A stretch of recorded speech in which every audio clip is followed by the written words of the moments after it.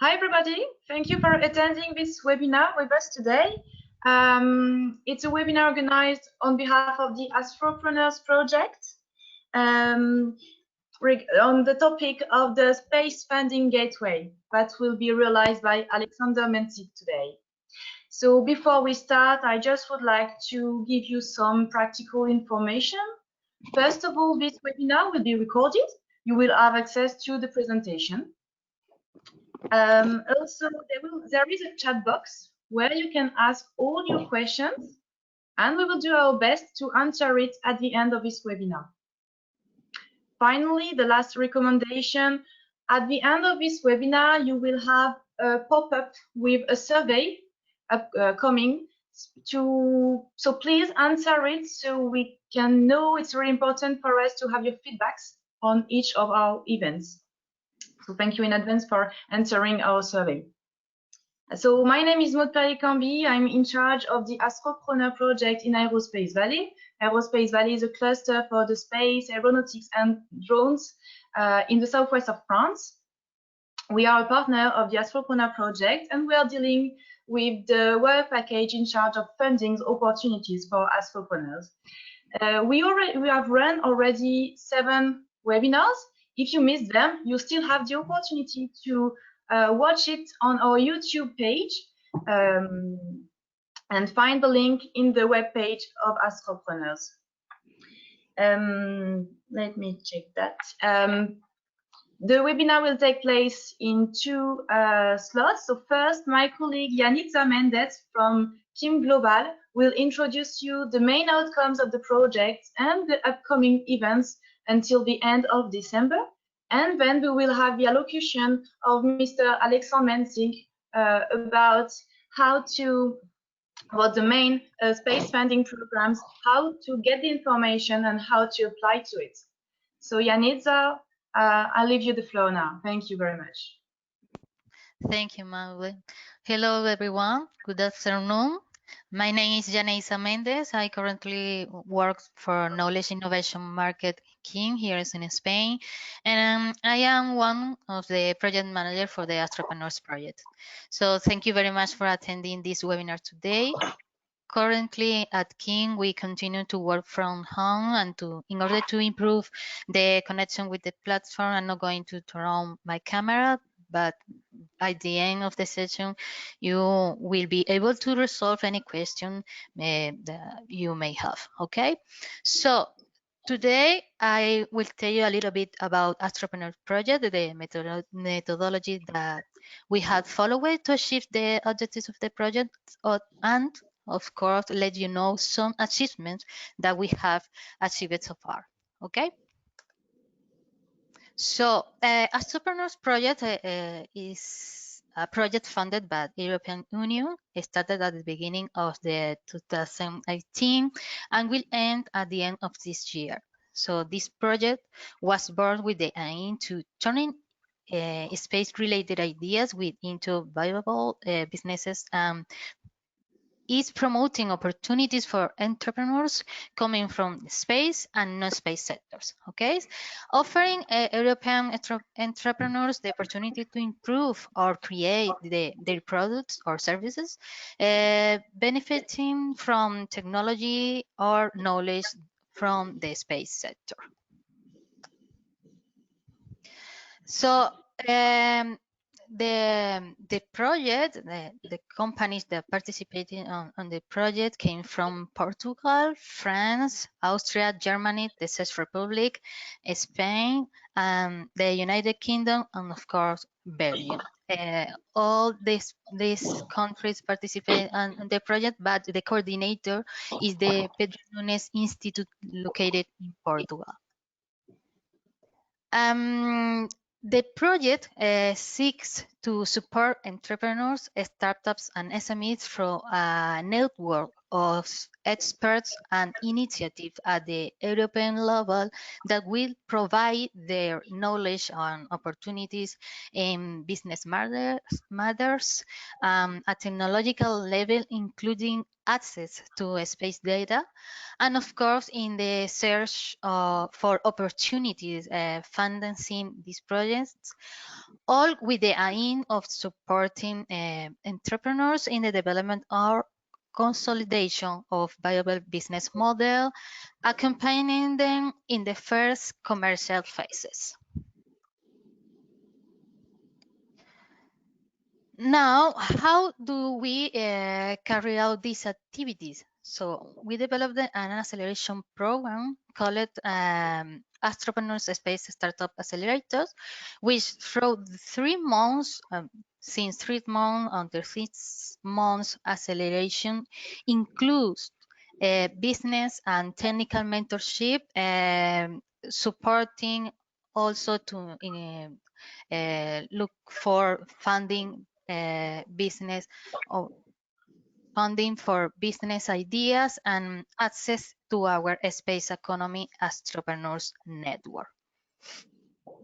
Through the Astropreneurs Accelerator, the startups can use this mentorship and the space economy network of investors, industry, and supporting agencies to scale their business and better capitalize target markets and global opportunities. Startups also have access to Astropreneurs workshop, an initiative aiming to a wider audience. These trainings are available on our website and are and have a public access. Okay, so you can go to our website and see all the webinars that we already presented. The mentoring program has worked with more than 500 ideas from different sectors, of course, including the space sector. We have worked and continuing to work with 155 projects related to the space sector, which receive up to 6 months of mentoring with a maximum of 50 hours. These mentoring are done by mentors who are within our network. So this project selected come from 21 European countries, highlighting the participation of countries that such as UK, France, and Portugal, of course. The pool of mentors that we have on our network came from 17 European countries. Okay, we have 155 mentors in our network. Also, they pass through a selection process as the entrepreneurs does it too. They have, of course, background in all the issues that we want to address inside these projects. Okay. Once the startups is accepted through the selection process, a project manager is assigned. Okay, who in a first meeting with the entrepreneur conducts a need assessment of the project. Okay, in order to know what kind of needs the project have to want to address with this mentoring. Okay, and depending on the need, the appropriate mentor are chosen to address these needs that are already identified during the first meeting. Okay, and after that we selected the right mentor, okay, to address the need identified. Of course, this mentor could work with the entrepreneurs in order to give them some guide about the business or technical issues, funding, and also intellectual properties. In that sense, on average, the project have used, the mayor of the project used 25 of the 50 hours available for mentoring, covering a total of almost 4,000 hours on average. Okay. During the execution of the project, we have identified events, organization, and initiatives that may be of interest of the selected projects. As you can see on the screen, we have identified the 400 funding instruments. On the project website, you can find the information of these instruments. Of course, depending on the location and the maturity of the project, it will or will not be of the interest for the startups.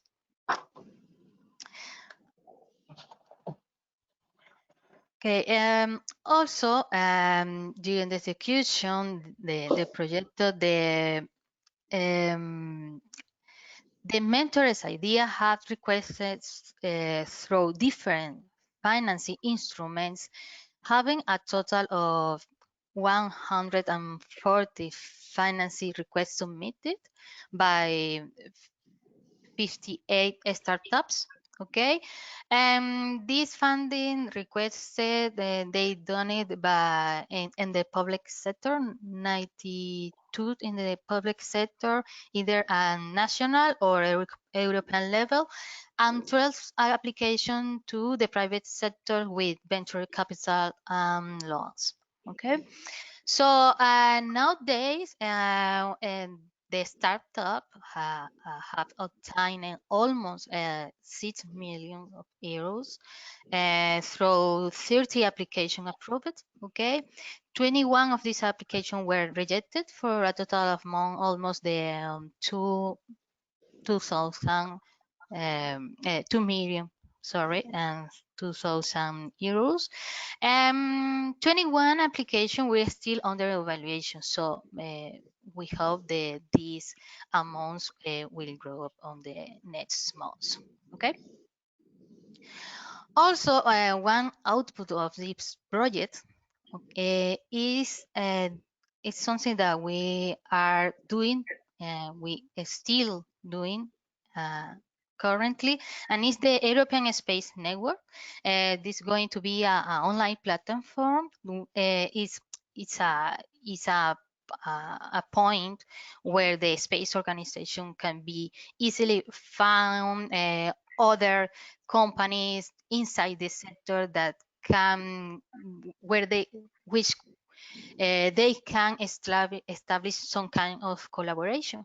Okay, so in order to build this platform at an European level, we need your opinion. So I would like to invite you to give your opinion, and you can go to this link and have your vision or what kind of input or the information would you like to find in this platform. Okay. This is on the screen. You can see the alpha version of the platform looks like. So please let us know your opinion. In this slide, you have the link depending if you are a space company or if you are a non-space company. Okay. Okay, finally, we show you the upcoming events. Okay, we have 2 events, the Mentoring Bootcamp, which will consist of a set of videos that will be available on an e-learning platform. All the training that will be there are related to topics that we have detected are that we have detected are of the interest to startups that have gone through our acceleration program. Okay, these videos will be available for the World Space Week, and later we will carry out a series of seminars or webinars with the trainees, so that interested company that can have a question and answer session. Okay, and of course, our final event, the Hackathon, it's an opportunity to startups related to space sector to offer their products or services when meeting when the entire network of collaborators that we have, such as medium and large companies, investors who are in search of innovative solutions. Okay, so I think that that's all. I don't know if you, Maude, want to add something. No, thank you very much, Yaneiza. Well, maybe one additional information. The next webinar on space fundings will be on September the 17th. So should you want to register, go to our website. It's already online. Okay. So now I would like to leave the floor to Alexandre Mencik, who kindly suggested to organize this webinar on Space Funding Gateway. Just a quick introduction from my side. Alexandre co-founded 2 startups and serves as director and as board members of the Space Tech Angels Direction Association of the Luxembourg, and also as board members of the French Astronomy Association. And today he will introduce the funding gateway for the space system. So thank you very much, Alexandre, for being with us today. Thanks a lot, Maude. Do you hear me well? Yes. Okay. I can try to move the slides, maybe.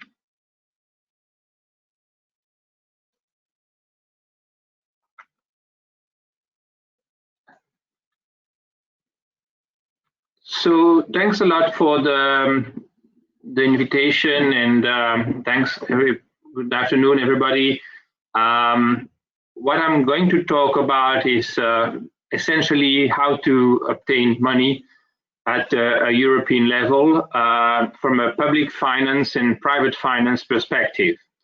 So maybe let's start with the why question, why this may be relevant.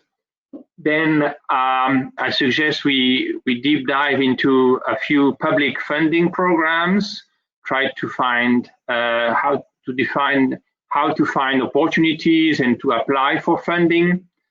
Then I will say a few words about private funding, about the futures, and then we can wrap up with some guidance, tips, takeaways, and a good Q&A session.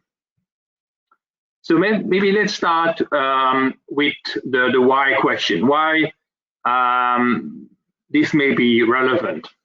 I personally believe, I don't know whether you agree, but that public support is vital for the sector, and increasingly so due to the COVID crisis.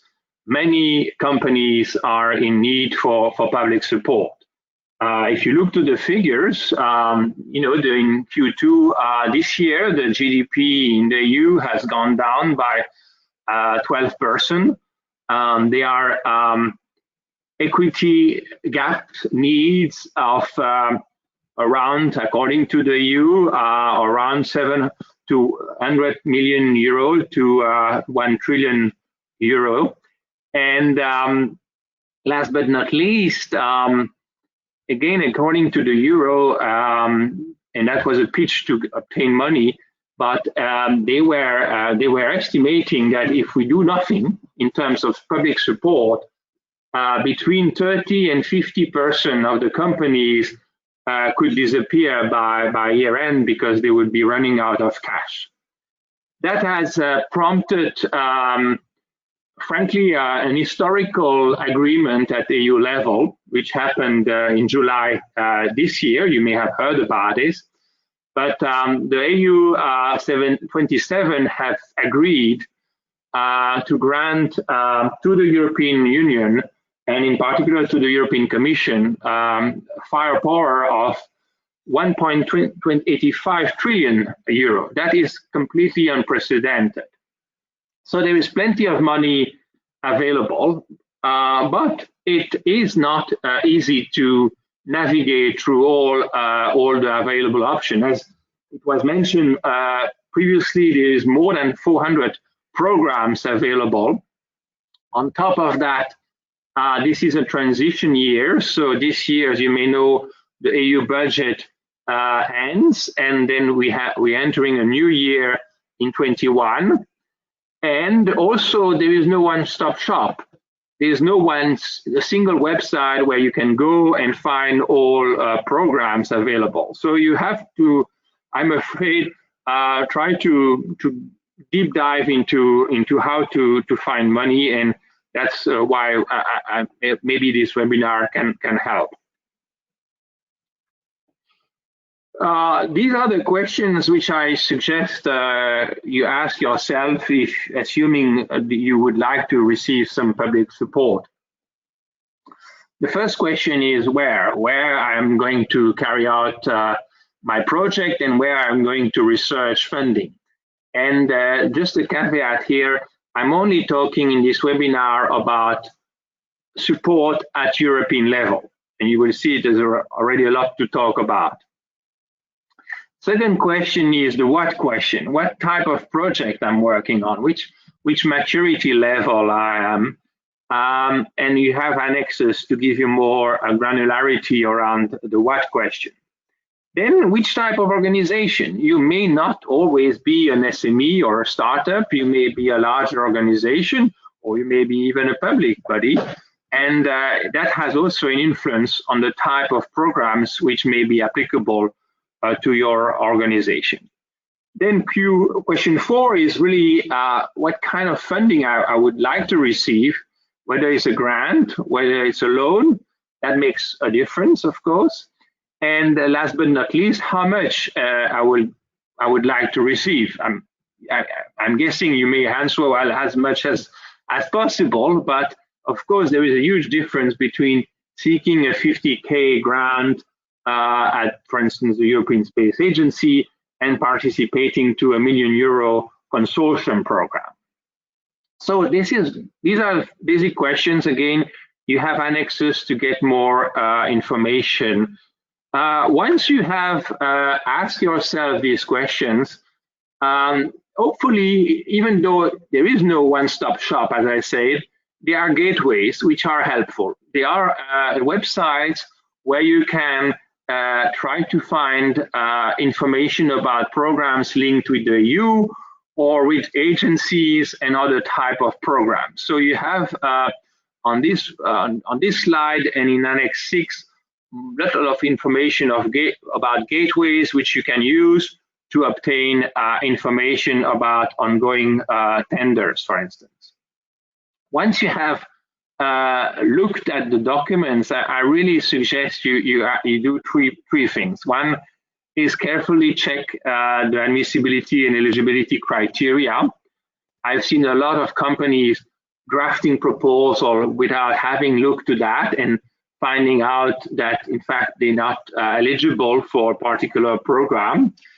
Then find the right strategy. Try to see what's the best approach. Put yourself in the shoes of the evaluators. Evaluators often have a responsibility because they're spending, it may not be their own money, but they're spending public money, and they generally are risk adverse. So they prefer that you try to find a strategy which reduces the risk. And often when you are in a consortium and they are able to spread money across a handful number of companies, that makes their life easier. And then obviously, I recommend, it's easy to say it, not easy to do it, to draft and submit high quality proposals.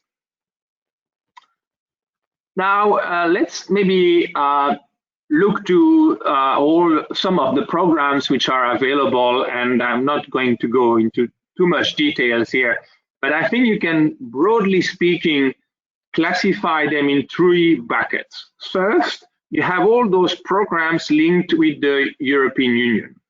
You may have heard about Horizon 2020, which will become Horizon Europe.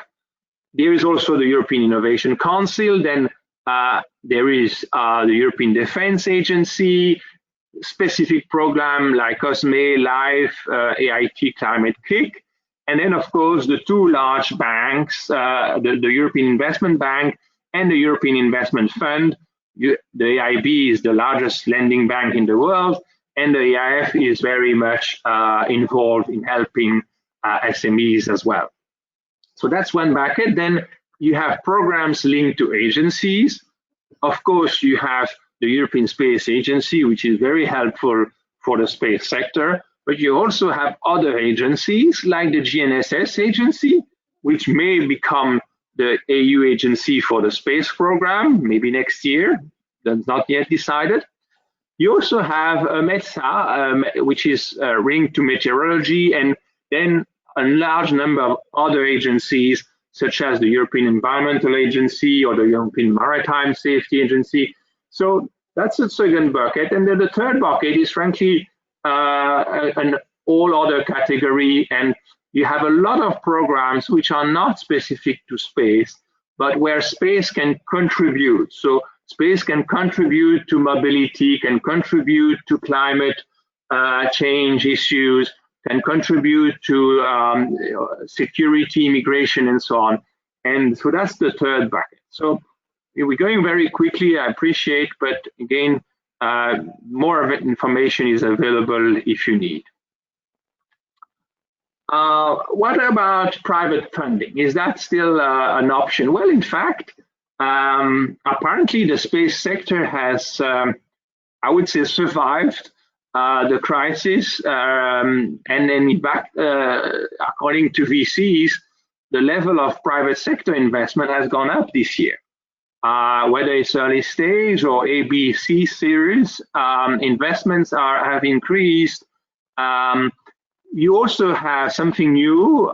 We finally now have a handful number of VCs which are dedicated to space. So it used to have a champion, which was Seraphim in the UK, which was the only fund dedicated to space. Now we have a Luxembourg fund, we have a German fund, we have an Italian fund, and we may have a French fund operational before year end. Not 100% sure, but likely. So you would have a handful number of funds specializing in financing the space sector. And of course, you have a large number of other VCs which have already invested in the space sector. Let's not forget about business angels as well. There is IBAN and the local networks of business angels. And of course, private equity is a source of funding as well. Unfortunately, we don't have a similar situation than in the US, where billionaires are investing huge amounts of money in the space sector, but there are a few private individuals who are willing to help. And then the European Investment Fund has now opened a facility of 100 million to support financial intermediaries which would make early stage equity investments. So VCs can apply to the AIF, and if they qualify, first come, first serve, before year end, they may get some part of this 100 million euro available to support private funding. So in a nutshell, I think the situation could have been worse. I think the air sector has suffered more than the space sector, and according to data, private funding is still available to help. This is even difficult to read, and I'm not going to go into the details, but it gives you a flavor about what has happened in July and therefore what will happen for the next 7 years to come. What is really important, I think, is this recovery and resilience facility, which has a total of 772 billion euro. I repeat, 672 billion euro available to support, of course, all sectors. Now, what is interesting, I think, is on the one hand, this is decided at EU level, and the European Commission will borrow the money, but it's very much at national levels that the recovery plans will be determined. So the takeaway here is linked with your national counterparts, because this huge amount of money will be distributed according to national priorities, but they still have to be aligned with AU level priorities. So it's all about Green Deal, digitalization, and resilience. Just a few words about other initiatives which are being decided. We have a space budget of around 30 billion. We have 8 billion for Galileo and 4.8 for Copernicus.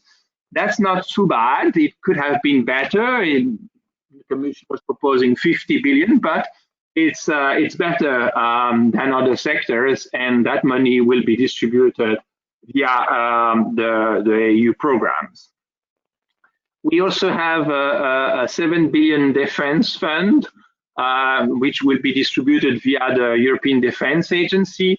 That's lower than what they have asked. They were asking around 30% higher, but it's still a decent budget, which can, of course, support dual use activities. Then I don't intend to go into the detail, but in a nutshell, a lot of money has been decided and committed at a political level, but now they're working in the details of finalizing all those new programs, which will hopefully be operational next year. In particular, I think the Digital Europe program may also be interesting, and it has a decent money of 6.7 billion. So how to try to increase your chance of funding, and you know better than I do how to do it, but I'm deeply convinced that you should focus on priorities. If you don't fulfill these priorities, you should really ask yourself, do you have any chance to get funding? Because it's all about the Green Deal, digitalization, and resilience. And you have to ask yourself, do I fit in these priorities or not? They also, for the first time, have blacklisted certain sectors, hopefully not the space sector. But if you're not, if you are planning to burn waste in your facilities, you're not going to get EU funding. You are even blacklisted. There are not that many sectors, hopefully, which are on the blacklist, but keep that in mind. You have to follow priorities, whether it's at national or EU level. Only those will be funded. Carefully check programs and constantly, because it's a moving target, as I said, and a lot of things will be decided this year. Don't give up. Don't give up. Don't give up. You have to appreciate that with the crisis, a lot of the number of applications has increased, sometimes 3 times. Therefore, your chances of success have decreased by 3 times. And you have to constantly keep going, submitting high quality proposal via relevant gateways.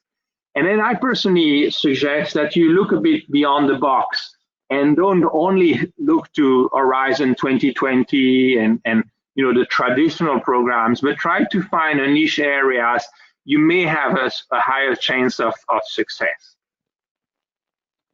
So let's wrap up and by a few key takeaways.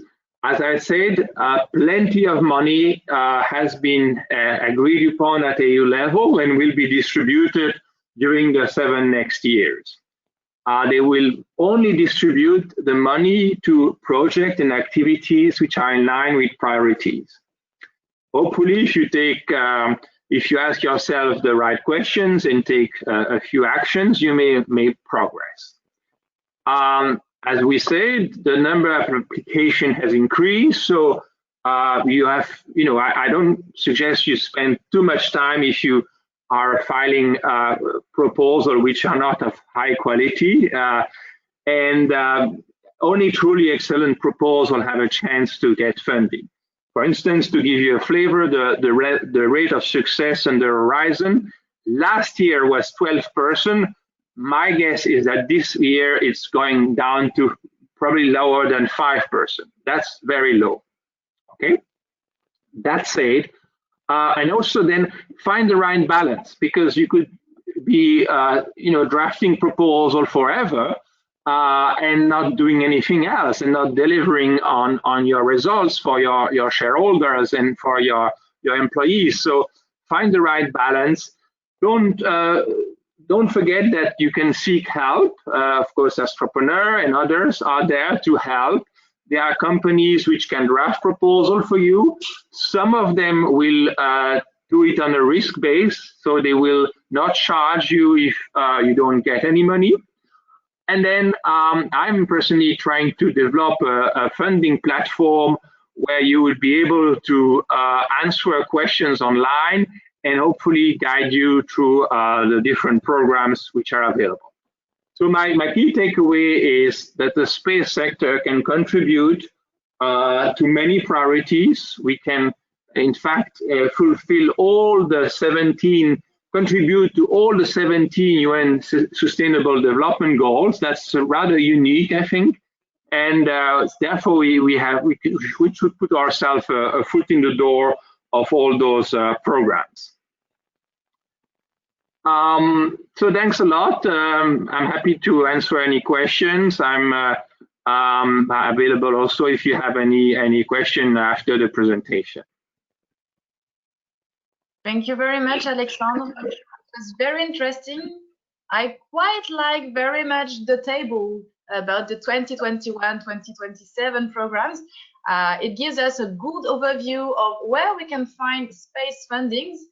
And I would like to highlight as well that, as Alexandre said, it's really important for you not to focus only on the space funding programs, but also to go into the programs which are more applied to sectors, such as agriculture, like the LIFE program, such as environment, well, LIFE is the same, business opportunities, climate change, and everything that is applied thanks to the space data. So thank you very much. You have time to write down your questions if you have some. At the moment, I can't see any, but should you have, we can wait a little bit more. I guess you were very clear, Alexandre. And this presentation is a good takeaway, not only the last slide, but all of it. And I would like also to specify that the good advice of don't give up is really, really good and important for EU funding. You might have to submit once or twice your proposal, so you will be better every time. It is what we must recommend and we must keep in mind. I have a question here for you, Alexandre. So I'm gonna read it. I am a British entrepreneur now based in Singapore. Will my company be able to access EU funding? So, well, the short answer is we're not sure if, as far as the UK is concerned. As far as Singapore is concerned, Singapore is part of the associated countries which can participate to some, not all, EU funding programs. For the UK, it's under negotiation. So honestly, not sure you will be able. I would be really surprised if it's not possible, because the UK is a major contribution in terms of research, and I think they will. If there is something they should do in the negotiation, it allow the UK companies to participate, but it's not yet decided. And as you may know, it's the transition period ends this year, so there is not a lot of time to complete the negotiations.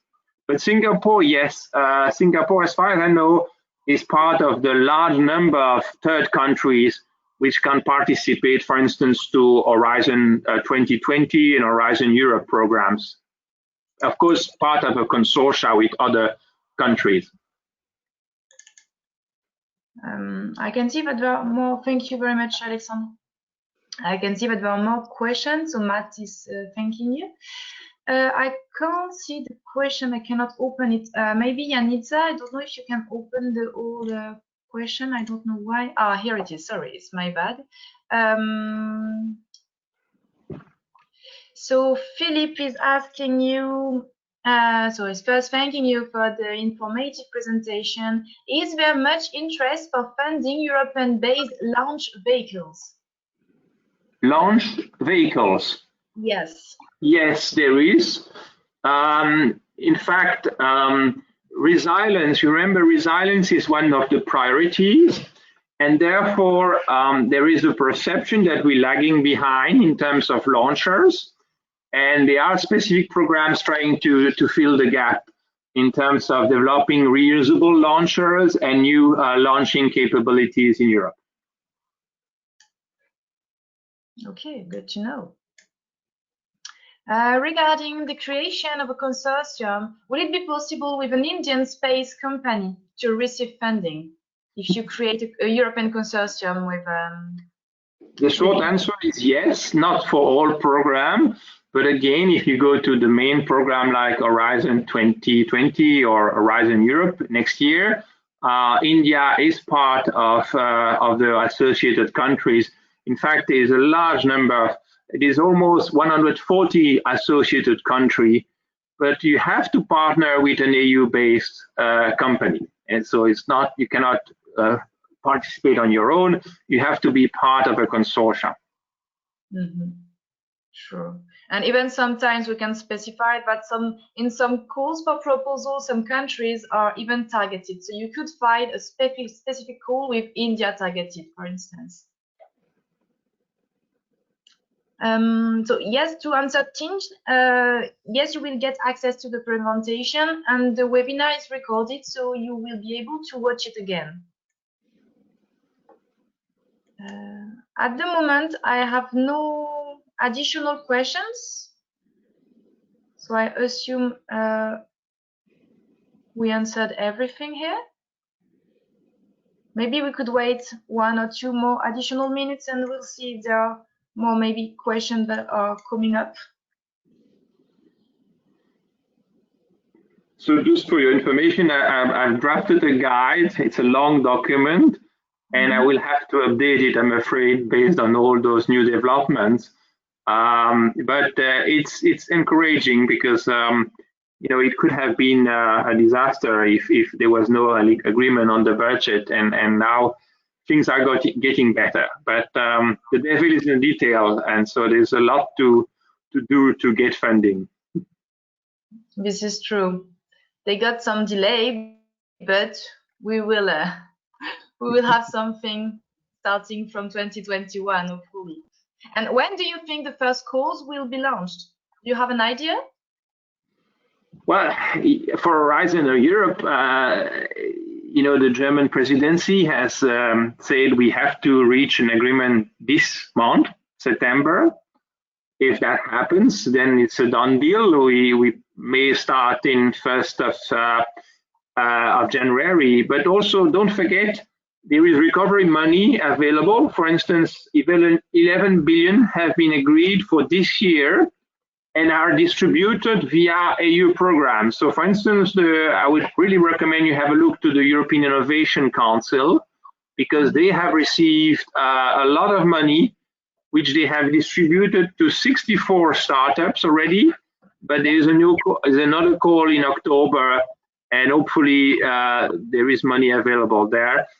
My guidance there is it's recovery money. So it's about the Green Deal and so on, but it's also about complaining that you have suffered from the crisis, which is not difficult because I think everybody has suffered from the crisis, but you have to focus on the fact that you have suffered and demonstrate the suffering and the pain and suffering, and highlight how you're going to use the money to recover. Okay. I have a question from René Alejandro. Is there some funds for developments of space sector that could be used against COVID-19 issues in the space sector? Yes. The European Space Agency, I think, has done a good job in demonstrating how much the space can contribute. So I think the short answer on that side is yes. And then, it's a trend. So you again, when it's part of the recovery, you have to be smart and think about what the space sector can help. For instance, in terms of smart cities, which is a very topical subject, space can contribute, of course, to smart cities. Space can help to reduce the environmental footprint of a city. So there are many, you have to check carefully, but the short answer is yes. Okay, good. Is Horizon 20, oh, it moved, sorry. Is Horizon 2020 funding more likely if you are secured venture capital's investments? Depending on funding, I guess. There's no real causal relationship. There is a causal relationship in the European Innovation Council, but not in Horizon 2020. So the short answer is no. I mean, I don't think there is a link.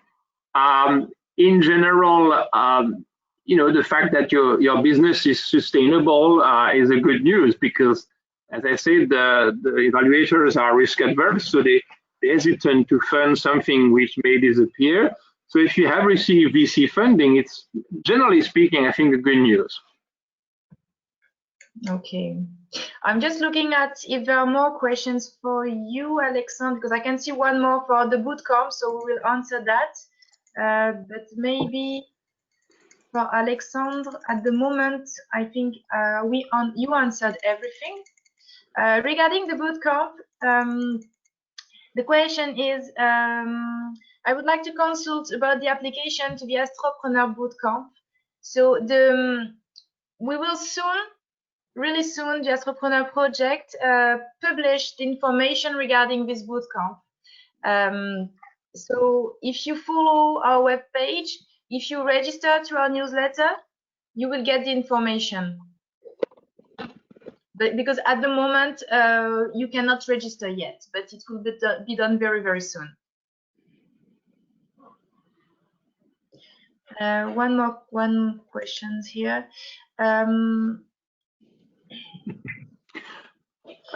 It's about the launch vehicles. Just to build on the previous question, what are the trends to focus on for launch vehicles that EU funding programs are specifically looking for? I don't know if you are expert as well on launch vehicles. Well, I'm pretty sure the trend is on technologies which are not currently available in Europe and which are available from third countries.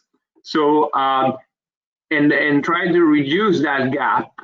So reusability is perceived as an important topic, and there are other there is an old document which describes precisely which technologies where there is dependence, so where Europe depends on third countries. So there's also something on electrical propulsion as well. So that document is available. I can send it to you, and there you have a detailed description, technology by technology, where there is a need for funding.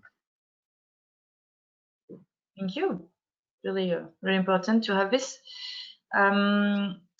More question. What is the time period from the start of the proposal to final acceptance to fund the proposal? It really depends on the programs. It ranges from weeks to almost years. On average, I think, Maude, maybe you know, but you do also, I would say 3 to 6 months. But again, depends on the program. You could have if we're talking about a small grant by the European Space Agency, it could go very quickly. If we're talking about a large consortium, don't count on weeks. It would be a question of months. If the funding is approved, what is the time period to pay it back? Well, it depends on the type of funding. If it's a grant, you don't need to pay it back, but a loan, of course, you have in the called documents time periods to repay the loans. Yes, I assume here each program has its own schedule, its own calendar and rules. So really it depends on which program you are targeting when you apply. And it's also very important, that's why it's good questions, to make sure that you apply to the good one.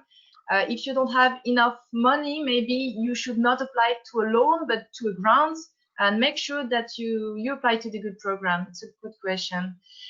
During the proposal phase, would it be helpful to bring along a letter of interest here written by Airbus or Thales, etc., to work with us?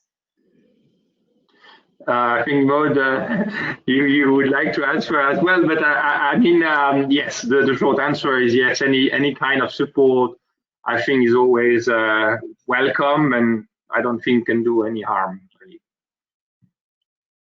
Yes, and it's depending again of the project. If you apply to EU fundings, sometimes the advisor, the evaluators are asked not to look at the annexes, and sometimes the letter of interest are not required.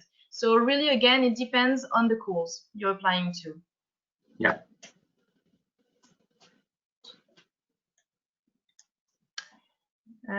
Yes, one more. Yeah, it's a very good subject, the fundings.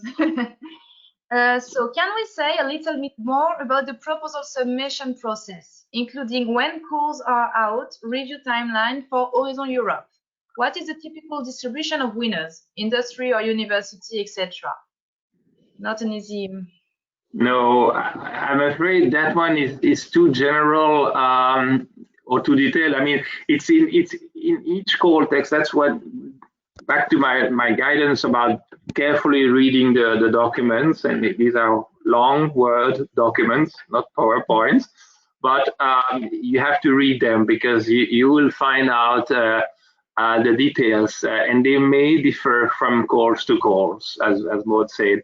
So the devil is in detail. You have to look to that.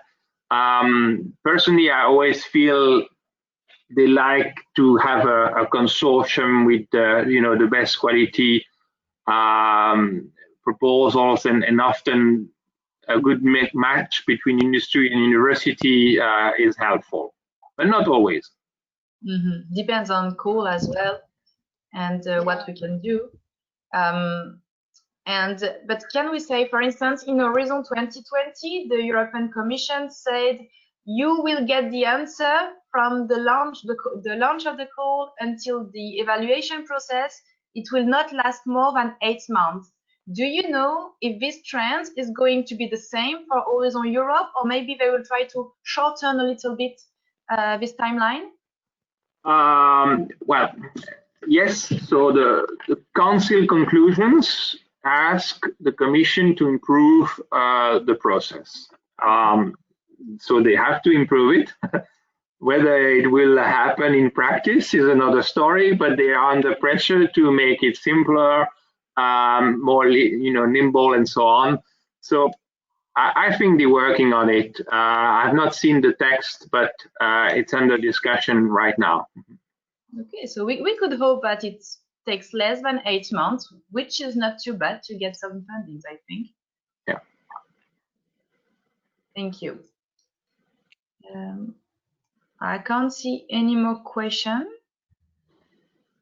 So Yeah, I would like to add to say something, that for more information about the European calls, any calls, you can go to your national contact point. They usually don't have information on their websites.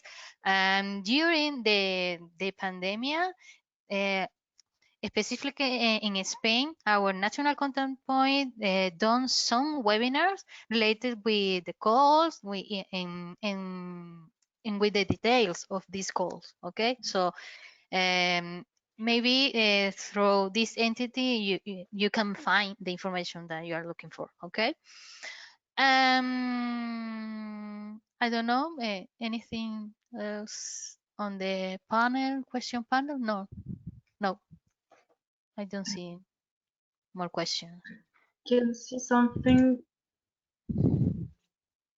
Yeah, I can see something new regarding the ESS, International Space Station. If we like to do technology demonstration aboard International Space Station, would it be possible to get support by ESA to contact the ESS authorities rather than approaching by ourselves all alone? This is a good question to get the most important contact. Honestly, I don't know. My guess is yes, but it's not. I'm not sure.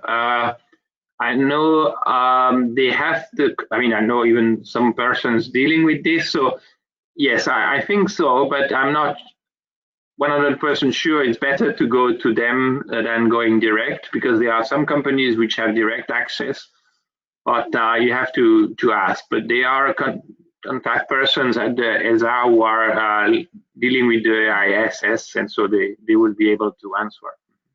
Yes, probably. And the same person is asking if it's possible, for instance, to use ESA STEC facilities for technology validation on their experimental setups. I guess so. Yeah. And there are also ESA Lab put on feed by STEC. So you can contact STEC directly. They will provide you with all the information of all the facilities you can access.